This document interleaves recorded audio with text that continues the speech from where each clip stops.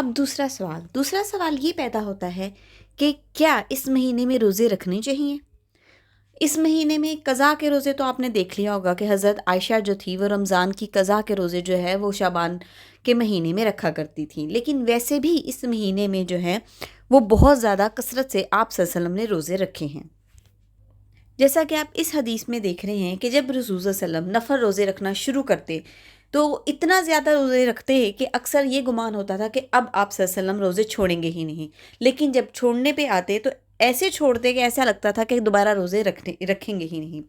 لیکن یہ واحد ایسا مہینہ ہے جہاں پہ نبی کریم صلی اللہ علیہ وآلہ وسلم تواتر سے روزے رکھتے اور تمام مہینوں کے مقابلے میں اس شعبان کے مہینے میں حضور صلی اللہ علیہ وسلم سب سے زیادہ روزے رکھتے اور اکثر شعبان اور رمضان کے مہینے کو ملا کر روزے رکھتے۔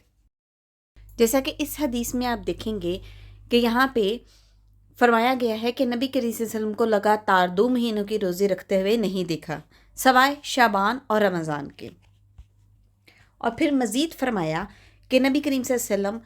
شعبان کے تقریباً سارے ہی روزے رکھتے تھے سوائے اور 1 یا 2 دنوں کے، بلکہ پورے شعبان ہی روزے رکھتے تھے۔ یہاں سے آپ دیکھ سکتے ہیں کہ یہ ثابت ہوتا ہے کہ آپ صلی اللہ علیہ وسلم سب سے زیادہ روزے شعبان میں رکھتے تھے، اتنے زیادہ رکھتے تھے کہ شعبان اور رمضان کے روزے متواتر پورے کے پورے کمپلیٹ کرتے تھے۔ یہاں پہ ایک اور بات قابل غور ہے،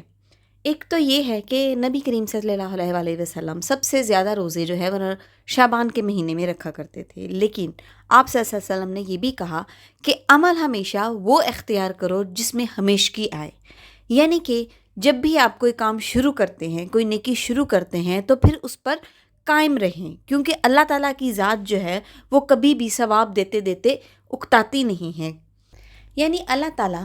تھکتا نہیں ہے آپ کو ثواب دینے میں۔ تو اس لیے ایسا عمل کریں جس میں ہمیشگی ہو، جیسے کہ آپ نے اگر کوئی تسبیح شروع کی ہے، کوئی نماز شروع کی ہے، یا کوئی بھی عمل جو نیک عمل ہے، جیسے صدقہ شروع کیا ہے، خیرات شروع کی ہے، تو اس میں ہمیشگی اختیار کریں تاکہ وہ آپ کی فطرت کا، آپ کی نیچر کا ایک حصہ بن جائے۔ جیسا کہ ایسے ہی الفاظ ایک اور حدیث میں آئے ہیں کہ اتنے ہی اعمال اپناؤ جتنی کہ تم میں طاقت ہو، کیونکہ اللہ تعالیٰ ہرگز نہیں اکتائے گا حتیٰ کہ تم خود ہی اکتا جاؤ گے۔ اللہ تعالیٰ کے ہاں سب سے زیادہ پسندیدہ عمل وہ ہے جس پر عمل کرنے والا ہمیشگی اختیار کرے، چاہے وہ تھوڑا ہی کیوں نہ ہو۔